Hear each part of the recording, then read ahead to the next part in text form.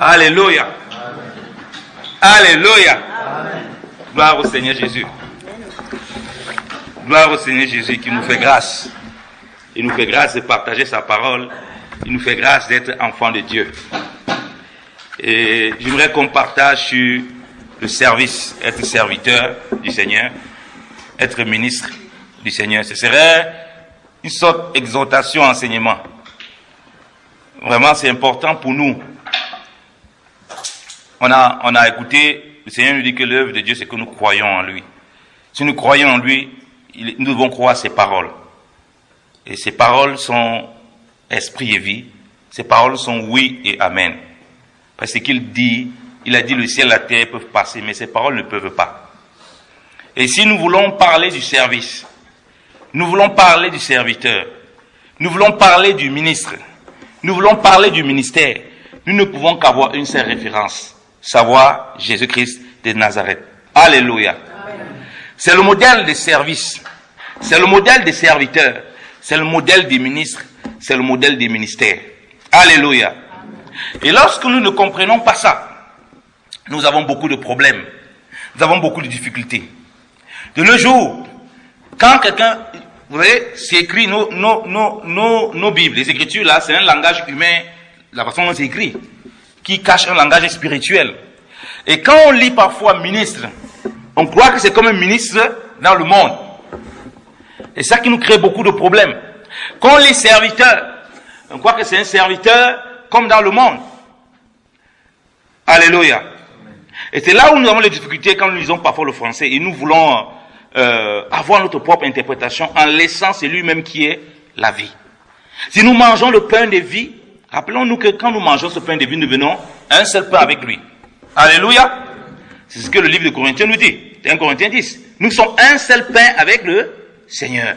Si nous avons un seul pain avec lui, nous devons marcher comme il a marché. Nous devons avoir comme référence le Seigneur en ce qui concerne le service. Chez le Seigneur, c'est tout le contraire. Quand on traduit ministre, quand on traduit, on quitte du ministre langage français, bien langage terrestre, en langage spirituel, c'est celui plutôt qui est en dessous. C'est celui plutôt qui se rabaisse. Quand on dit serviteur en langage spirituel, ce n'est pas celui qui est quelque part et les autres le servent. Mais c'est celui qui sert d'abord les autres. Alléluia. Et c'est pourquoi nous sommes tous ministres, nous sommes tous serviteurs. Ça ne veut pas dire que nous sommes tous pasteurs. Il ne faut pas confondre. Beaucoup de chrétiens ont confondu ça. Ils confondent ça. Ils confondent être serviteur, être ministre et Christ et avoir un don de pasteur, un don d'apôtre, un don d'enseignant, un don de docteur, un don de prophète. C'est tout à fait différent. Nous tous, nous sommes appelés à servir le Seigneur. Et ce service, c'est de lui obéir. Et de suivre le plus grand commandement qu'il a donné. Tu aimeras l'Éternel ton Dieu de tout ton cœur, de toute ton âme, de tout ton être, de toutes tes pensées, et ton prochain comme toi-même. Alléluia. Si nous faisons ça, nous sommes dans le service de Dieu. Si nous obéissons à ce que le Seigneur a dit, l'œuvre de Dieu, c'est de croire à celui qui vous a, celui qui l'a envoyé. Ça, c'est le service que nous offrons au Seigneur. Si nous n'obéissons pas à cela, nous ne pouvons pas parler de service, nous ne pouvons pas parler de ministre. Nous pouvons parler même de ministère. Parce que ça a des implications. Alléluia. Christ a dit, lisons Matthieu. Matthieu 4. Quand il a été tenté par le diable dans le désert. Matthieu 4, verset 8. Le diable transporta, je ne sais pas si vous êtes à la page.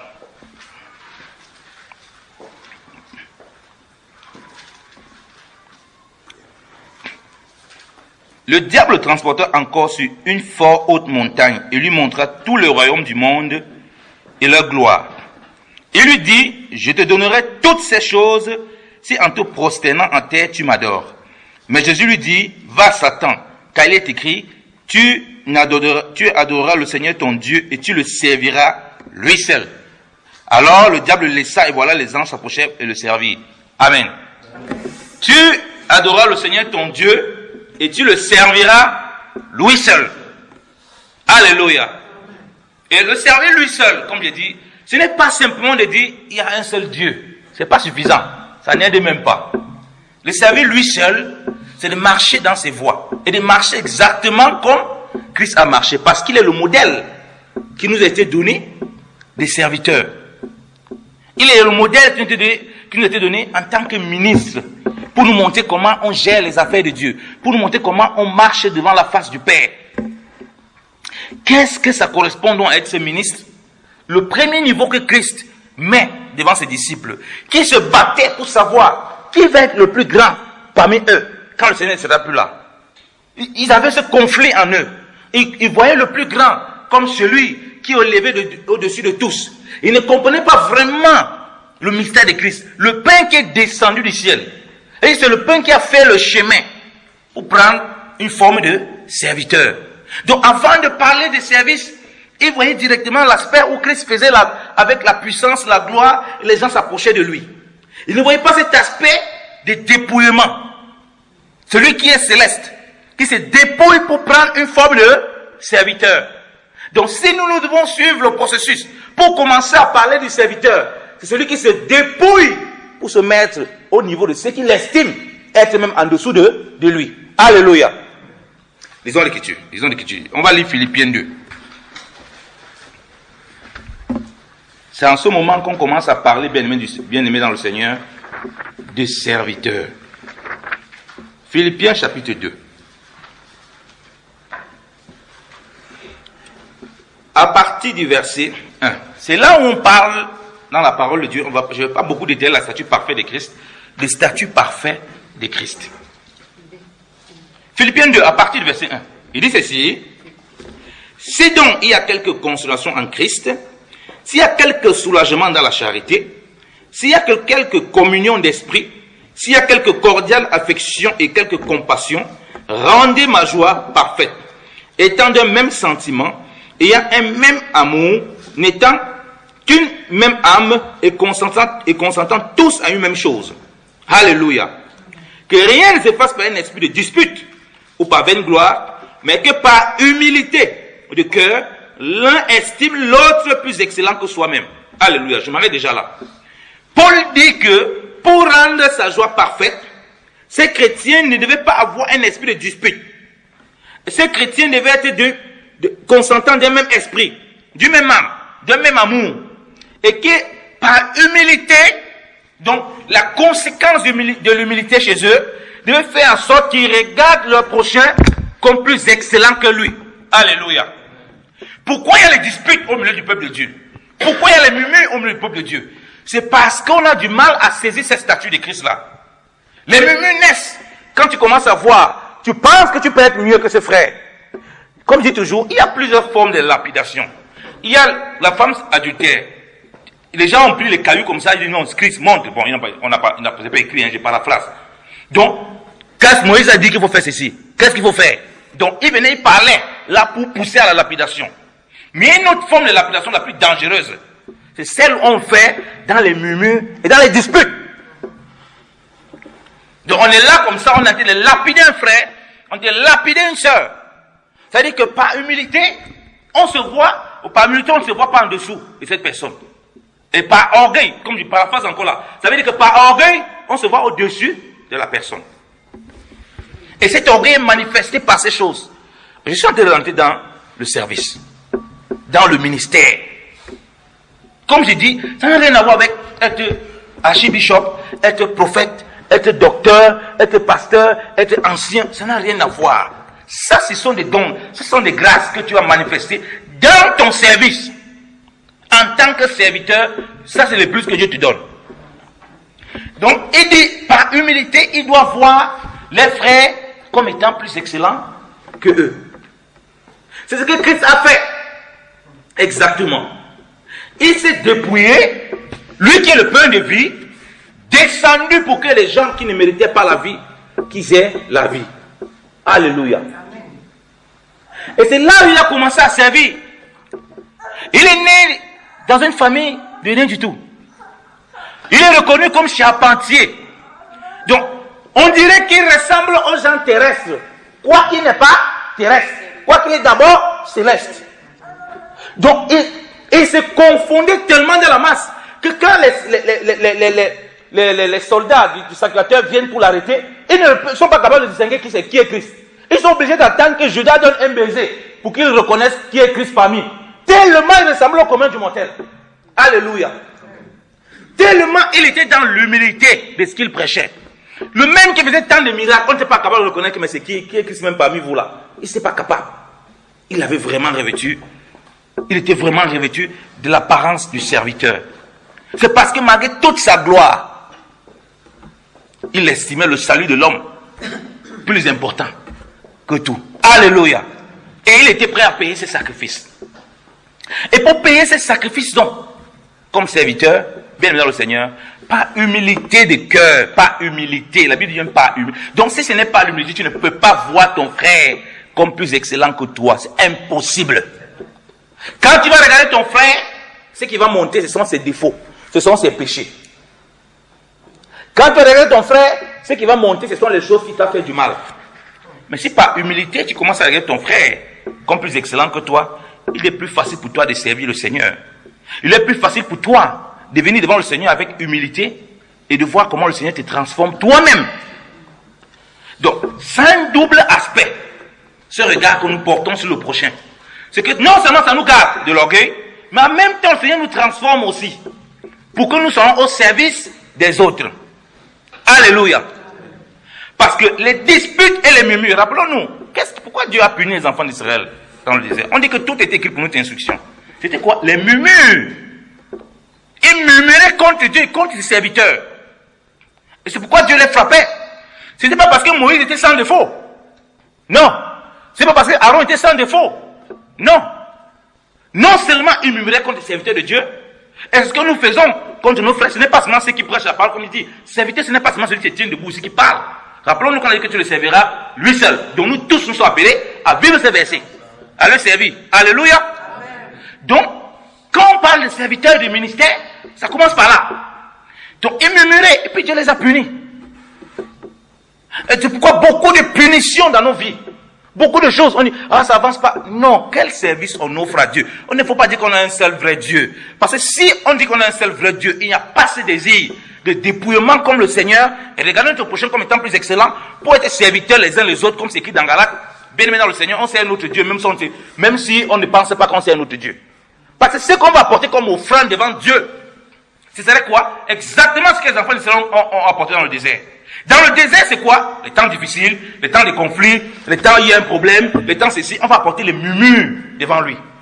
Les murmures et les disputes. Et on ne pourra même pas accomplir ces services et ces ministères à son premier niveau. Je vais aller tout doucement, on va toucher ce premier niveau-là. On commence par lire ça, on commence par lire Philippiens là, pour comprendre très bien. Donc, je continue la lecture Philippiens. Il dit ceci. Il dit, ne regardez point chacun à votre intérêt particulier, mais que chacun est égal aussi à ce qui concerne les autres. Alléluia. Alléluia. Il dit, ne regardez point chacun premièrement à son propre intérêt, seulement à ton propre intérêt, mais que chacun est égal à l'intérêt de l'autre. Bien aimé dans le Seigneur, ça semble des choses banales qu'on répète, mais il faut être honnête. Si on regarde nos vies, est-ce qu'on peut dire qu'on vit ces versets-là? Est-ce qu'on peut dire qu'on est dans le service du Seigneur? Tu es dans tes services, non, tu sais. Est-ce qu'on peut vraiment dire qu'on regarde les intérêts des autres, pas qu'à nos propres intérêts? Et comme je dis, pour arriver à ces versets, il ne faut pas seulement lire à ces versets, il faut commencer par au début. Si tu n'es pas d'un même sentiment, d'un même amour, du même âme, en consentant une même chose spirituelle, à ce dépouillement, si tu n'as pas un esprit, si tu n'es pas dépouillé de l'esprit de dispute, de murmure, si tu n'es pas dépouillé de l'orgueil, si tu n'es pas capable de voir ton frère comme plus excellent que toi, tu ne peux pas accomplir ces versets qui disent regarder à l'intérêt de l'autre. Tu ne peux pas. Tu ne pourras pas. Tu vas lutter avec la chair. C'est pourquoi on trouve parmi les chrétiens, il dit non, ce péché, c'est qu'il a fait, telle chose qu'il a fait, ça il ne peut pas pardonner. Il peut pardonner tout, mais sauf ça, il ne peut pas pardonner. C'est pourquoi ce genre de langage sort de nos bouches. Parce qu'on ne réalise pas, bien le Seigneur, c'est que le service du Seigneur demande. Voilà les paramètres du service du Seigneur. C'est au-delà de connaître les versets. C'est au-delà de connaître, d'avoir la connaissance des révélations, des choses dans la parole de Dieu. Ces choses-là touchent ce qui va régir notre quotidien tous les jours. Parce que le service est toujours lié à ce qui est tous les jours, permanemment. Parce qu'il n'y a pas un moment où on ne sert pas Dieu. Il n'y a pas un seul instant où on ne sert pas Dieu. Rappelons-nous de tout le commandement. Tu aimerais tenir ton Dieu de tout ton cœur, de ton âme, de tout dépenser, ton prochain comme toi-même. Ton prochain là, tu le vois tous les jours. Oh, ici, je peux prêcher une fois. Mais je vous vois, si je ne vous vois pas, je vais voir quelqu'un d'autre dehors. Donc, je suis tout le temps avec mon prochain. Donc, la prédication peut le faire une période. Mais mon prochain ne peut pas le voir une période. Je suis obligé de vivre avec lui. Donc, la preuve que ma parole, que mon service, quand je prêche, si j'ai reçu un don pour enseigner, être agréable devant le Seigneur, c'est que je vive ça.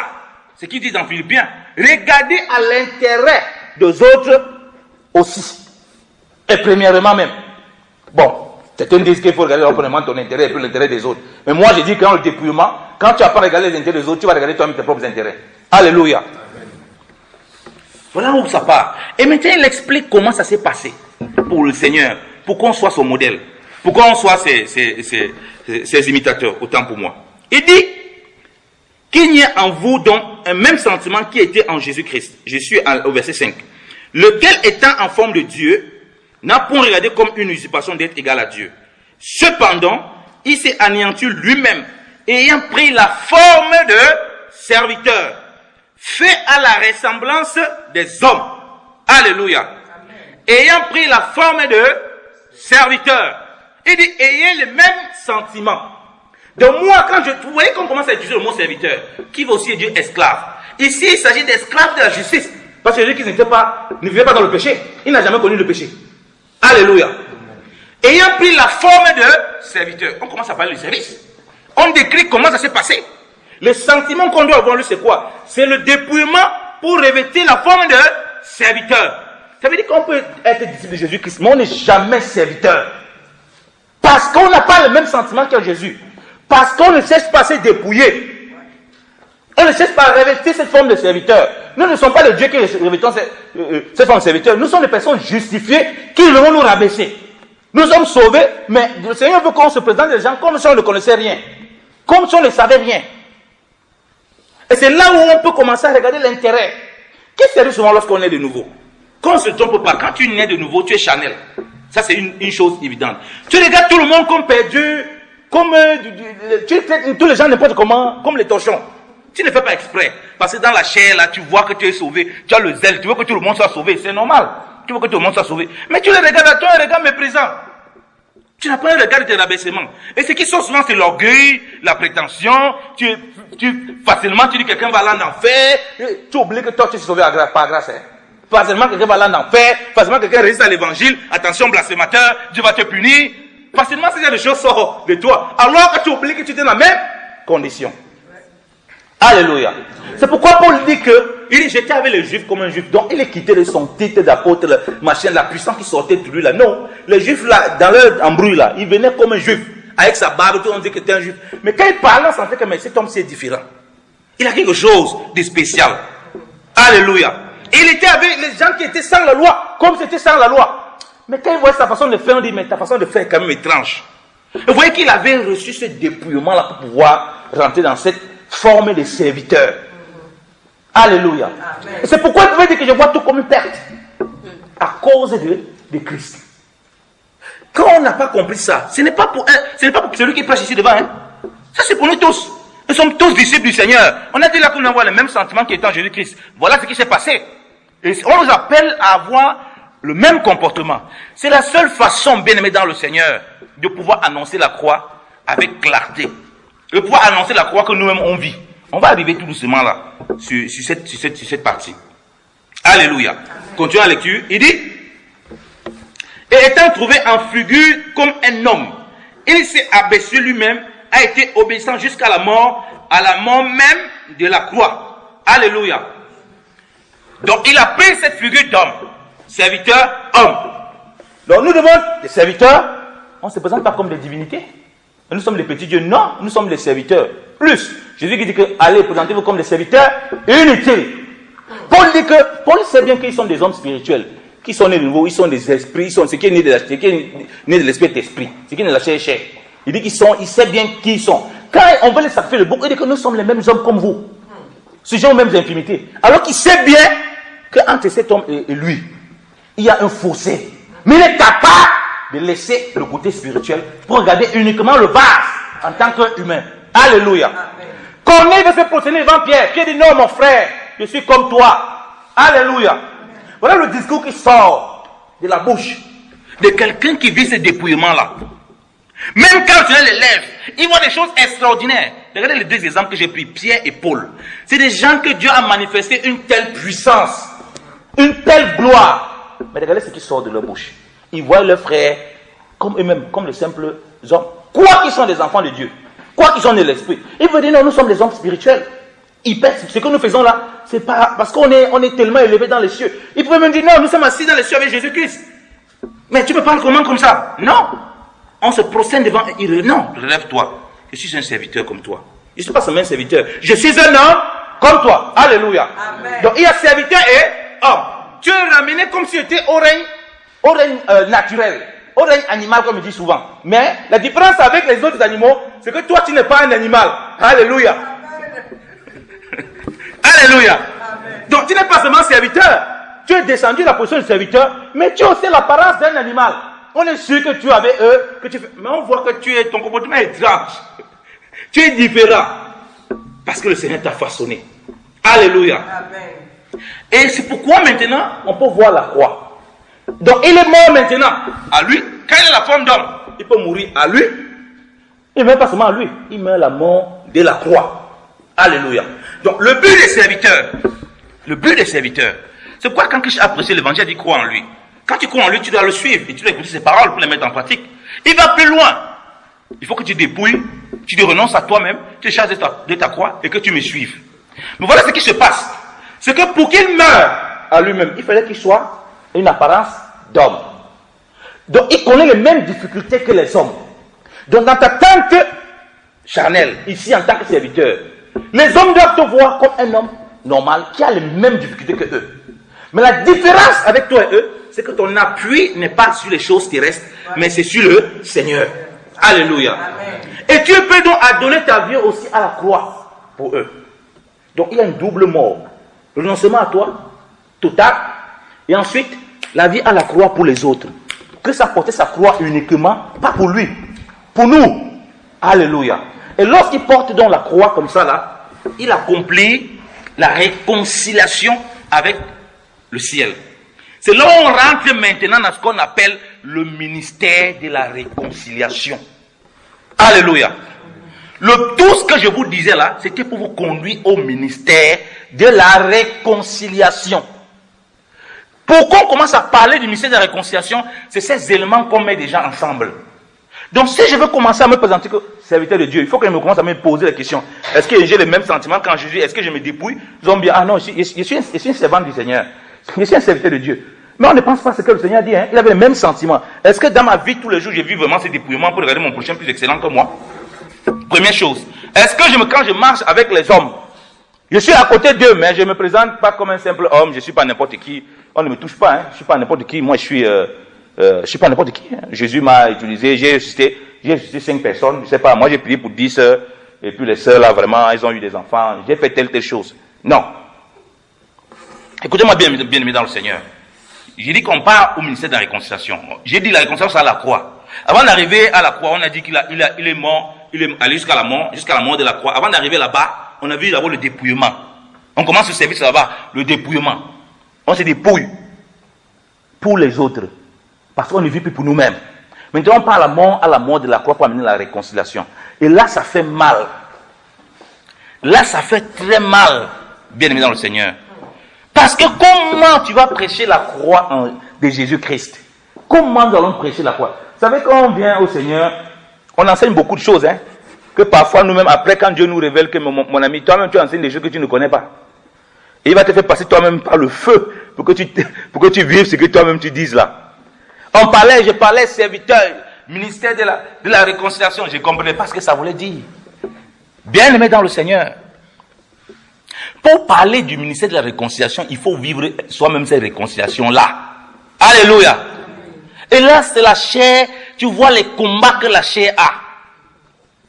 tout le but de ce service que le Seigneur avait, c'était pour nous réconcilier avec le Père. Donc, tout le but de se débrouiller comme serviteur, c'est non seulement nous pour nous réconcilier avec Dieu, pour être en contact avec Dieu, pour que les hommes soient réconciliés au travers de nous, avec le Seigneur. Alléluia. Amen. Lisons la parole. 2 Corinthiens 5.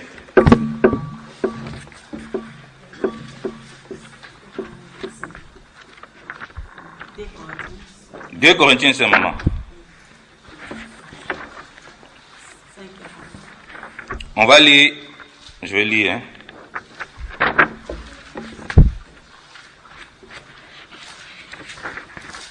2 Corinthiens 5.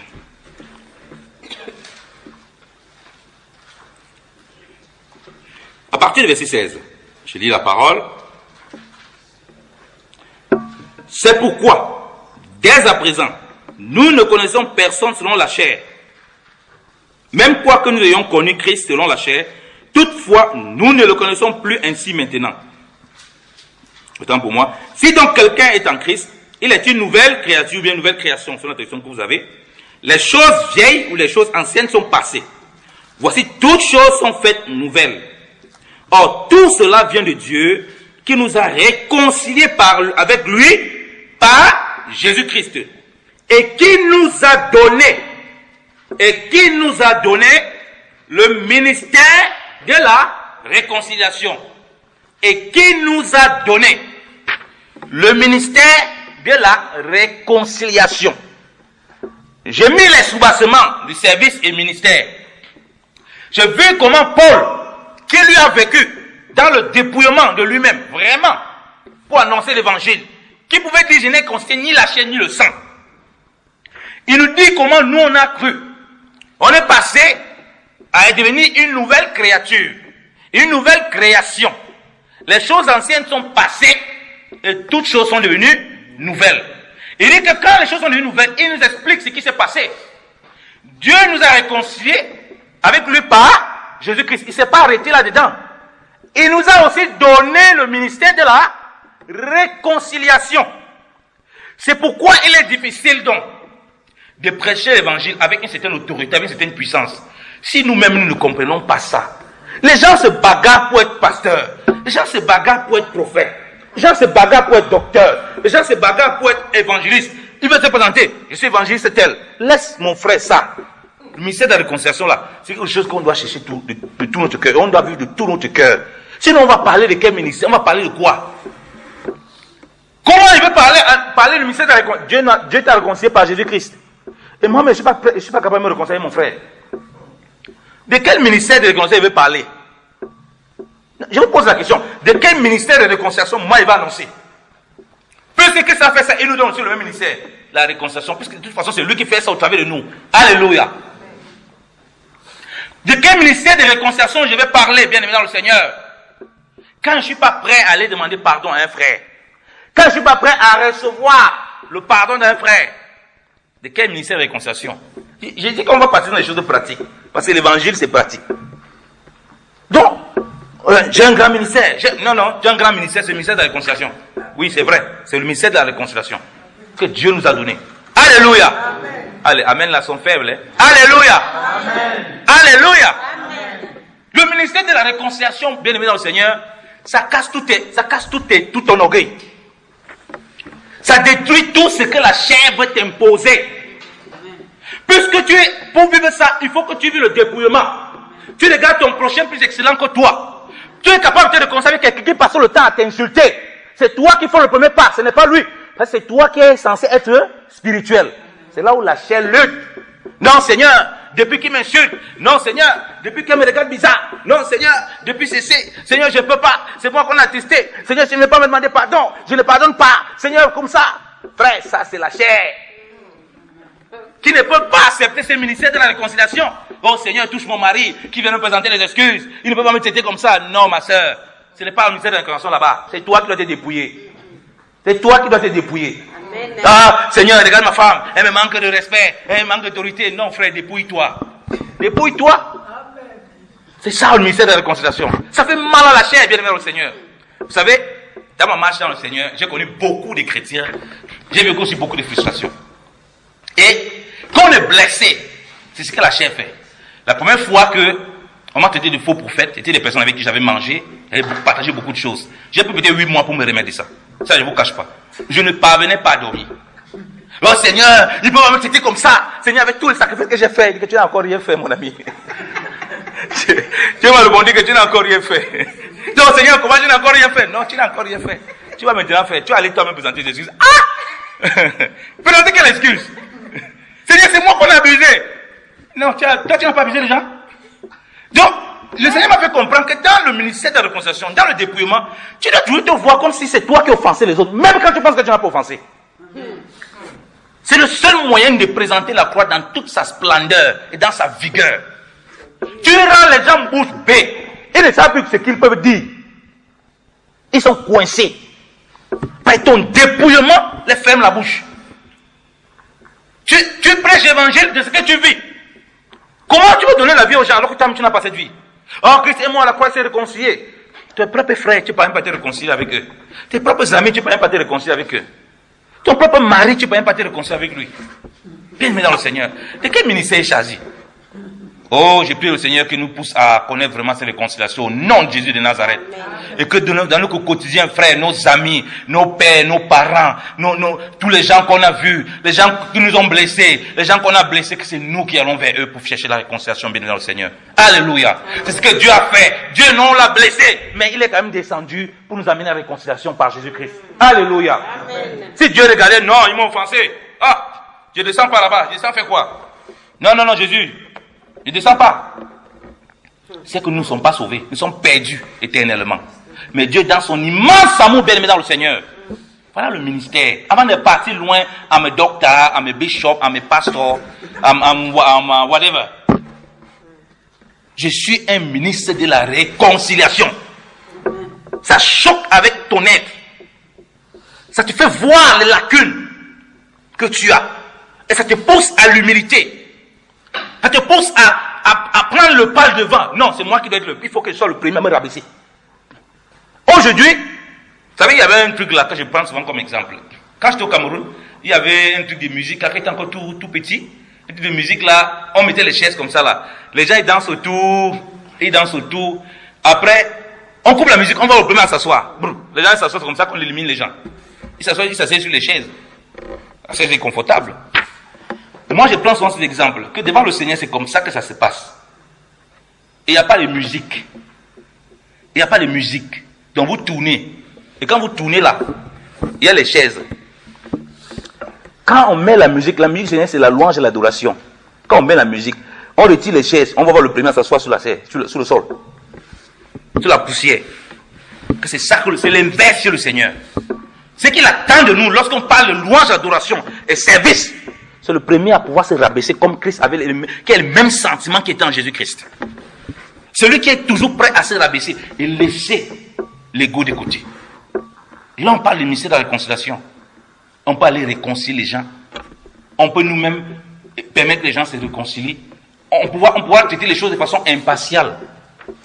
Dans le monde, qu'est-ce qui se passe? Tu attaques mon ami, toi aussi je deviens mon ennemi. En Christ, c'est ce que beaucoup de gens font. Il a insulté mon pasteur, donc il devient mon ennemi. Il a insulté ma soeur, je l'aime beaucoup, il devient mon ennemi. Non, bien aimé dans le Seigneur. On doit être impatient. Et pour ça, bien, il n'y a pas la chair, il n'y a pas la place pour la chair là. On est prêt. Oui, j'aime ma femme. Ma femme a fait quelque chose. Tu prends la main de ta femme, tu prends la main de la soeur. Même si la soeur a abusé, tu amènes tes réconciliations. Parce que toi-même, tu vis ce brisement. Quand on insulte ta femme, c'est aussi toi qu'on a insulté. Quand on insulte ton mari, c'est aussi toi qu'on a insulté. Vous faites de la solidarité. On insulte mon mari, je vais le défendre.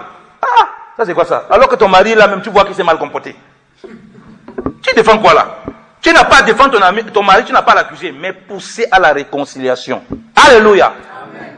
Comme un frère me dit, sa femme fait des trucs et puis elle s'engage avec quelqu'un. Quand il rentre à la maison, sa femme me dit, quelqu'un à la maison, pourquoi tu ne me défends pas? Tu vois, on m'insulte comme ça. Machin, pourquoi tu fais ça? Ah! Alors que la femme qui a cherché le problème, elle attendait quand je cherchais le problème, son mari la défend. Ça, c'est la mentalité du monde. Ça, c'est pas le dépouillement. Ce dépouillement est seulement ce qui peut nous permettre, bien aimé dans le Seigneur, de servir le Seigneur avec vraiment efficacité et d'amener la réconciliation avec le Père. Continuons à lire la parole. Il dit ceci, verset 19. Car Dieu était en Christ, réconciliant le monde avec soi, en ne les imputant point leurs péchés, et il a mis en nous la parole de la réconciliation, ou bien la prédication de la réconciliation, selon les traductions que vous avez. Il n'a pas seulement donné le ministère de la réconciliation, il a donné la parole de la réconciliation. C'est-à-dire qu'on a ça en nous. Et c'est ce qu'on doit donner. Donc en réalité, on doit se présenter partout à nous sommes ministres de la réconciliation. Parce que ça éprouve nous-mêmes nos vies, nos façons de marcher, nos façons de parler des frères, nos façons de parler des serviteurs de Dieu, nos façons de prier pour les bien-aimés. Ça éprouve notre dépouillement. Et ça nous pousse toujours à l'humilité. Parce que Dieu résiste aux orgueilleux, fait grâce aux humbles. Or, au milieu des chrétiens, on n'a pas compris ça. C'est pourquoi on prie, Seigneur, fais grâce. Il n'y a rien, on est là, on est des orgueilleux devant lui. Il y a des orgueils, l'orgueil caché, les murmures et les disputes. Paul dit qu'il n'y ait pas les murmures dans vos cœurs, qu'il n'y ait pas les disputes au milieu de vous. Dieu aime ces choses-là.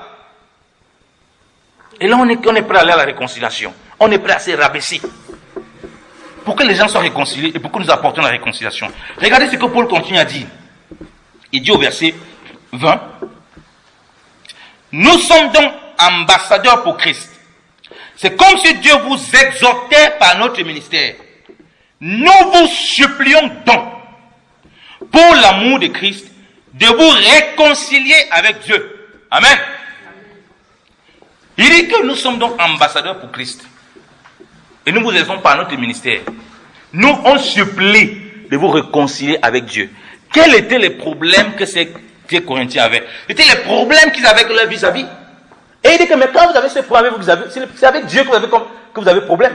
Si tu n'es pas capable d'aimer ton frère que tu vois, tu vas aimer Dieu que je ne vois pas comment. L'amour que tu dois manifester, que tu dis, tu prétends que tu aimes Dieu. Cet amour-là, on doit le voir avec ton prochain. L'église de Corinthe était animée de divisions. Il voit que non, vous n'êtes pas vraiment bien réconcilié avec Dieu, il y a un problème. Il y avait même des sectes. Vous imaginez une église, il y a des sectes. Il y avait le défi, je suis de Paul, je suis d'Apollos, moi je suis de Papa Hilaire, moi je suis Yannick, moi je suis du frère José, moi je suis de Maman Astrid. C'est les discussions qu'il y avait parmi l'église de Corinthe. Il dit non, vous n'êtes pas réconcilié avec Dieu là, parce que si vous voulez vraiment réconcilier avec Dieu, c'est qu'on vous a prêché, on vous a posé comme fondement. Si vous avez vraiment reçu ça, vous devez supporter qu'on vous fasse un peu de tort. Lisons 1 Corinthiens 6. 1 Corinthiens 6.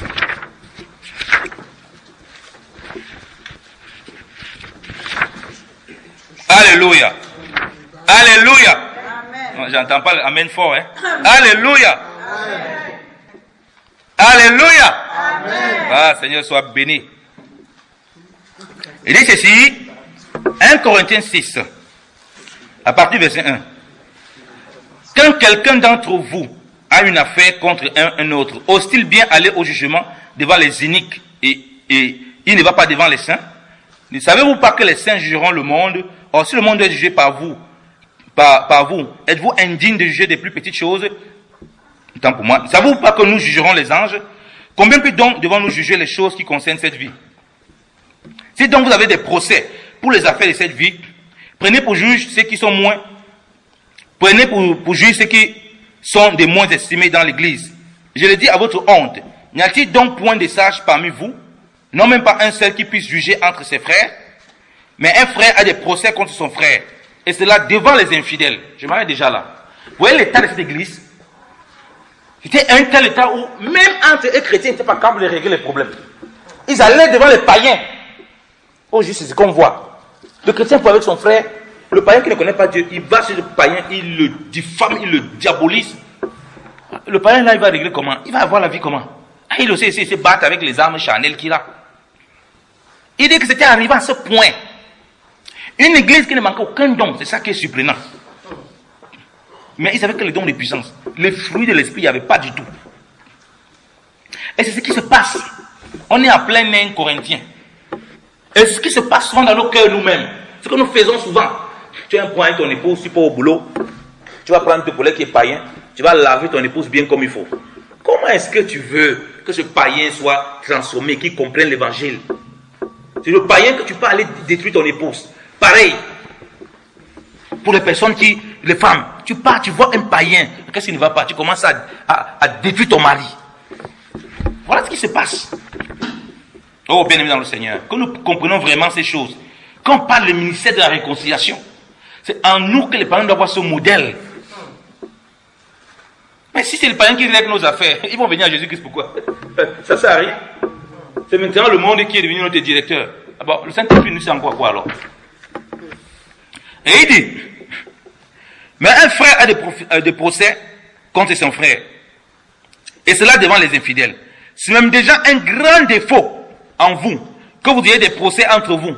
Pourquoi n'endurez-vous pas plutôt qu'on vous fasse tort? Pourquoi ne souffrez-vous pas plutôt du dommage? Alléluia. Il dit que c'était un défaut qu'il y ait des procès entre nous. Il dit qu'il y a un défaut, un grand défaut, vous avez des procès entre vous. C'est pourquoi j'ai parlé de dépouillement. La réconciliation n'est pas possible. Les mauvaises, les incompréhensions, les petites tensions, elles sont là. Elles vont venir d'une façon ou d'une autre. Mais ce qui va nous rendre différents des autres, c'est que ça ne va pas devenir des procès les uns les autres. Si nous marchons dans la crainte de Dieu, dans la statue parfaite de Christ, si nous sommes vraiment matures, mais ça c'est des enfants charnels. Donc, faire les procès les uns les autres, on dit que c'est un défaut. On dit que pourquoi vous ne pouvez pas supporter un peu de tort? Il dit qu'il y a un peu de tort, alors que les gens allaient avec des graves problèmes, ils allaient voir les païens. Il dit que non, un peu de tort.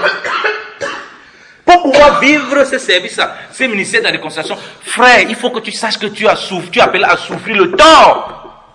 Ça ne veut pas dire que forcément le frère chez qui tu pars pour essayer de la réconciliation a raison. Donc tu dois être préparé à souffrir le tort de ton bien-aimé dans le Seigneur. Si tu n'es pas capable de souffrir le frère de ton bien-aimé dans le Seigneur, c'est le païen que tu vas aller souffrir son tort? Non, tu vas aller prêcher l'évangile comment? Tu viens à ton collègue qui t'a insulté. Ah, tu ne parles plus avec lui. Tu le vois au couloir, tu ne le salues pas. Bon, tu tournes la tête. Bon, ton collègue là, tu fais ça. Ok. Tu fais comme ça avec ton collègue.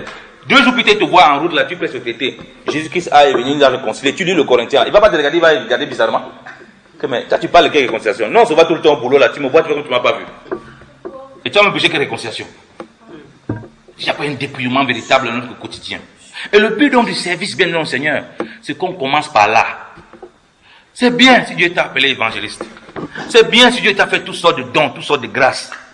Mais c'est encore mieux, bien aimé dans le Seigneur, que nous revenons à ces ministères de la réconciliation. Alléluia. Amen. En ce moment, nous sommes des véritables instruments. En ce moment, les dons que nous avons en plus là, que le Seigneur a manifesté là, ça a tout le sens. Ça a tout le place. Je sais que ce n'est pas facile, bien aimé dans le Seigneur, ces dépouillements. Mais rappelons-nous que le Seigneur a monté le chemin. Et s'il a monté le chemin et qu'il nous demande de le faire, ça veut dire qu'il nous a donné les armes. Alléluia. Amen. C'est à nous de marcher dans une consécration quotidienne pour désirer cela. Ça ne fait pas plaisir à la chair. Ce n'est pas facile d'aller vers quelqu'un qui nous a abusés.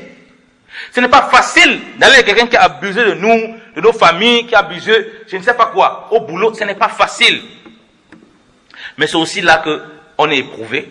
C'est aussi là qu'on voit nos limites. C'est aussi là qu'on peut surmonter beaucoup de difficultés et être transformé de jour en jour. Alléluia. Amen. Donc je nous prie, bien-aimés dans le Seigneur, de désirer avant toute chose ce ministère de la réconciliation. Qu'est-ce que le Seigneur a dit en ce qui concerne la réconciliation? Les Juifs allaient devant le temple, sous la loi. Quelqu'un pouvait venir comme ça avec une offrande. Il vient, il présente son offrande tranquillement. Il s'en fout, il présente son offrande. Après, il peut aller où il va aller. Christ, qu'est-ce qu'il vient, il dit? Il dit non. Lisons ça, lisons Matthieu. Lisons Matthieu. C'est quoi qu'il faut qu'on lise? Matthieu.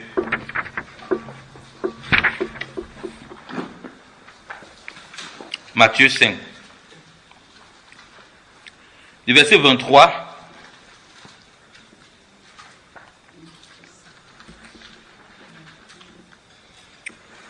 Au verset 24.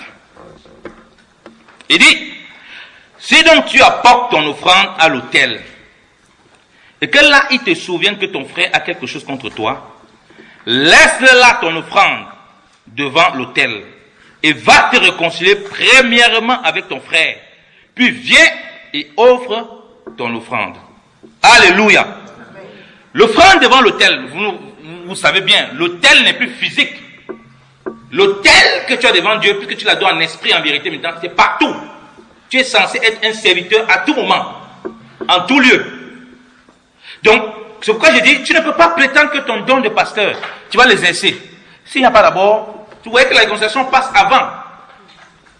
Le point du mystère de la réconciliation passe avant ton offrande, avant ta belle prédication, avant ta bonne hospitalité que tu as reçue les gens chez toi, avant, je sais pas, tes grandes libéralités, tes dons, tu es généreux avec les gens. C'est bien, c'est très encourageant. Mais le mystère de la réconciliation passe avant ça. Il dit laisse ça d'abord. Il dit que ton frère a quelque chose contre toi. Il n'a pas dit ici là que tu regardes si ton frère a quelque chose contre toi, ici tu en as plus que lui. Donc il pousse d'abord la personne à ne pas penser d'abord qu'il va offrir des choses à Dieu sans régler ce qui est réconciliation à son vis-à-vis. C'est pourquoi la parole de Dieu nous demande de chercher la paix. Aussi longtemps que cela dépend de nous, aussi longtemps que cela est possible. Là, nous avons accompli notre part devant le Seigneur. Si ton frère, il va te réconcilier, si ton frère refuse ta réconciliation, tu as fait ta part. Tu viens, tu donnes ton offrande, tu sais que ton offrande est agréable à Dieu. Alléluia. Amen. Donc c'est ça le but, bien-aimé dans le Seigneur. Et ça, bien-aimé dans le Seigneur, désirons ça de tout notre cœur. Je ne sais pas qui, ici, là, a ce problème, ou bien, dans toute façon, nous avons d'une façon ou d'une autre ce genre de problème. Parce que le milieu chrétien, le milieu dans le monde, est un milieu où il y a beaucoup ce genre de choses. On a des blessures, on a des poignards dans le dos, on a toutes sortes de choses, et nous-mêmes nous blessons. Ne nous mettons pas dans la position de la victime éternelle. Ça, c'est une position orgueilleuse. La victime éternelle, c'est lui qui est tout blessé, lui ne blesse jamais. Ça, c'est Satan qui te pousse à être comme ça. Là, c'est l'orgueil. Et tu ne vas jamais te dépouiller. Quand tu as compris que tu te dépouilles, parce que toi-même tu es sujet à des infimités. Parce que toi-même tu blesses les autres. Et en plus, parce que c'est comme ça que le Seigneur s'est dépouillé, et toi-même tu vas te dépouiller comme ça, bien aimé dans le Seigneur, c'est plus facile de se dépouiller, même quand ça fait mal. Mais ça apporte la guérison. Alléluia. Ça amène la réconciliation dans les couples. Alléluia. Ça amène la réconciliation dans les familles. Alléluia. Amen. Ça amène la réconciliation au travail. Alléluia. Tu deviens un ministre de réconciliation partout où tu passes. Tu commences à répandre l'odeur, la bonne odeur de Christ. Alléluia. Amen. Partout où tu passes. C'est pourquoi j'ai dit, quand un prédicateur enseigne qu'il faut divorcer, je comprends tout à fait. Il ne vit pas la réconciliation. Il ne connaît pas ce que c'est. Dieu est venu nous réconcilier, nous amène le mystère de la réconciliation. Comment tu vas encourager les gens à se séparer? Comment tu peux encourager les amis à se séparer? Comment tu peux encourager des couples à se séparer? Tu ne peux plus quand tu as un mystère de la réconciliation. Tu n'as pas pu chercher les versets dans la Bible pour te justifier. Comment tu vas empêcher les parents à se séparer de leurs enfants? Comment tu vas diviser les familles? Non. Tu vas aller essayer de faire comme Jean-Baptiste, ramener le cœur des pères vers les fils, et les fils et le cœur des fils vers les pères. Alléluia. Voilà la réconciliation. Mais pour pouvoir faire ça comme Jean-Baptiste, il faut être dépouillé. Il faut être dépouillé et comprendre que voilà le fondement même de notre service devant le Seigneur. C'est avec l'âme qu'on comprend ces choses et qu'on le vit. Ça ne va pas empêcher que les gens vous traitent toujours de tous les noms, que les gens vous diabolisent. Mais vous ne faites pas en fonction des gens, vous faites en fonction du Seigneur. Alléluia. Amen. Et quand vous faites en fonction du Seigneur, vous savez que vous êtes quitte, que vous avez accompli pleinement la volonté du Seigneur, et le Seigneur lui-même, il vous récompensera. Rappelez-vous que dans Philippiens 2, on dit que c'est Dieu lui-même qui l'a souverainement élevé, ce ne sont pas les hommes. Donc c'est Dieu lui-même qui nous élève. C'est pourquoi la parole de Dieu dit que l'élévation ne vient pas ni de l'Orient ni de l'Occident. Elle ne vient pas des hommes. Ce qui est élevé des hommes est une abomination devant le Seigneur. C'est le Seigneur lui-même qui va nous élever. C'est le Seigneur lui-même qui va nous consoler, qui va nous faire être capable de toujours porter du fruit, capable de toujours manifester la charité. C'est l'un des meilleurs moyens de faire en sorte que la charité ne refroidisse jamais chez nous. Alléluia. Amen. C'est vivre ces dépouillements et ces ministères dans la réconciliation. Donc je prie vraiment le Seigneur, béni dans le Seigneur, que nous comprenons ces messages, cette parole, et que nous nous attelons vraiment à être non seulement des ministres et des serviteurs de la réconciliation, mais de désirer nous-mêmes vivre cette réconciliation, notre quotidien. Je sais que ce n'est pas facile. Je sais qu'on rencontre plus ou moins des déceptions, des échecs, des choses dans nos vies. Mais rappelons-nous que si c'est que le Seigneur nous a donné ça comme modèle, c'est parce qu'il n'y a pas mieux pour notre perfectionnement. Amen. Que le Seigneur vous bénisse abondamment. Amen.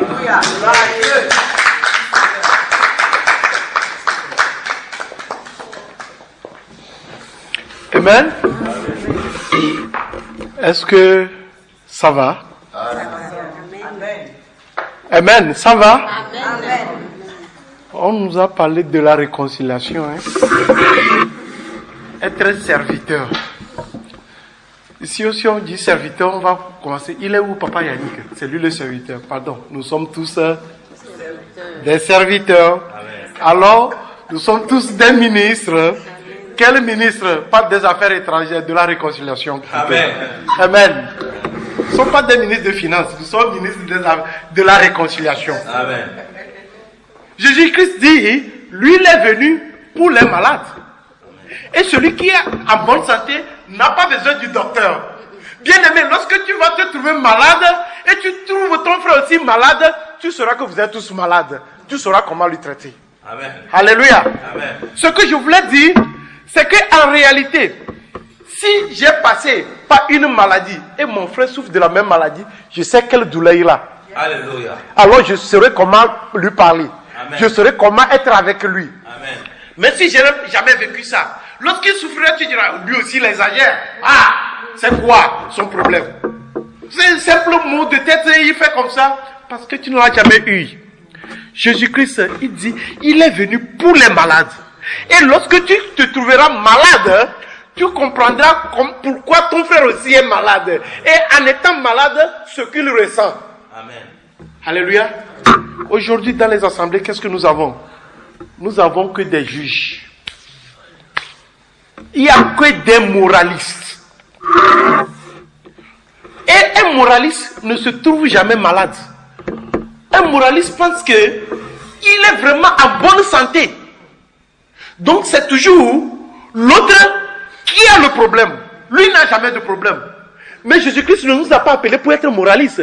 Nous sommes appelés à être des ministres de la réconciliation. Alléluia. Nous sommes appelés à être serviteurs. Et nous, notre devoir, ce n'est pas de condamner. C'est notre devoir, ce n'est pas de sauver. Il n'y a qu'un seul qui sauve. Il y a un seul qui peut condamner. Et c'est Jésus-Christ de Nazareth. Nous, c'est d'aider. Lorsque les disciples ont dit, mais est-ce que nous pouvons invoquer le feu? Descendre pour les continuer. Qu'est-ce que Jésus-Christ a dit? Non, vous ne connaissez pas de quel esprit vous êtes animés. En effet, le Fils de l'homme n'est pas venu pour perdre, mais pour sauver. Alléluia. Amen. Si pour sauver, il faut avoir le caractère de Jésus-Christ formé en toi. Amen. Mais toi, tu ne peux pas sauver, tu peux montrer que la voie. Tu ne peux pas répondre le mal par le mal. Tu ne peux pas dire, avec ce point-là, on a dépassé les limites. Il n'y a pas de limite qu'on peut dépasser. Jésus-Christ a été abusé jusqu'à la croix. Amen. Il n'a pas dit, ah, maintenant là où on est arrivé, les limites sont dépassées. Pourtant, c'est lui l'exemple parfait. Bien-aimés, si nous sommes au service de Dieu, nous sommes une poubelle, nous sommes un dépotoir. Vous voyez bien, le dépotoir, on veut jeter quelque chose dans le dépotoir. On jette une boîte, une canette, il prend. On jette les nourritures pourries, il prend. On veut jeter sachet, il dit non, non, non, ça je n'accepte pas. Regardez le dépotoir qui parle. Dépotoir, tout ce qu'on jette, lui n'a pas le choix, il prend. Voilà, ça dit l'aspect que nous avons, nous, en tant que serviteurs. Si nous sommes des serviteurs, tout ce qui vient, tu prends. Et puis, s'il y a à te supplier encore, tu vas, c'est toi qui t'agenouilles premièrement. On vient de le lire. Dis, oh, pardon, je le prends avec action de grâce. Parce que Jésus-Christ n'a jamais refusé de tous ses abus. Insulté, il s'est laissé faire. Est-ce que Jésus-Christ ne pourrait pas redresser là-bas? Mais il s'est laissé faire. Pourquoi? À cause de toi et moi. Pour que nous puissions avoir l'exemple là. Alléluia. Bien-aimé, la vie chrétienne, c'est un engagement où on s'oublie. C'est un engagement où on n'agisse plus. Paul dira, ce n'est plus moi qui vis, c'est Christ qui vit en moi. Donc si c'est Christ qui vit en moi, quel est Christ rancunier qui est en moi? Chaque fois je n'arrive pas à pardonner. Il n'y en a pas encore dans la Bible. Si vraiment Christ vit en moi, quel est Christ là qui est en moi, que lui, on ne le touche, il est intouchable. Bien aimé, si c'est Christ qui vit en nous, oh alléluia, nous devons avoir le caractère de Christ formé en nous. Alléluia. Et si le caractère de Christ est en nous, nous sommes des ministres de la réconciliation. Amen. Et comment est-ce que j'irai réconcilier quelqu'un lorsque moi-même je ne suis pas encore réconcilié avec l'autre? Mais ça, c'est un exercice tellement fréquent dans nos milieux. Je peux jouer le vrai réconciliateur ici, entre peut-être maman Yvonne et maman Sandrine. Mais au même moment, peut-être moi et papa Manisson ne se parlent même pas. Hypocrite. Jésus dira, pharisiens hypocrites. Nous ne sommes pas différents de ces mêmes personnes. Que le Seigneur vraiment nous aide, comme on a dit, ce n'est pas facile. Mais nous devons nous appuyer sur sa grâce. Alléluia. Nous devons nous appuyer sur lui. Lorsque la chair veut parler, tu dis, Seigneur, pour voir la chair, tu viens de me dire que je n'ai plus droit à ça. Seigneur, fais quelque chose. C'est lui notre force. Amen. Que le Seigneur bénisse sa parole et que le Seigneur nous aide dans nos marches et qu'il nous prépare pour son avènement. Amen. Amen. Nous avons eu une triste nouvelle durant le week-end.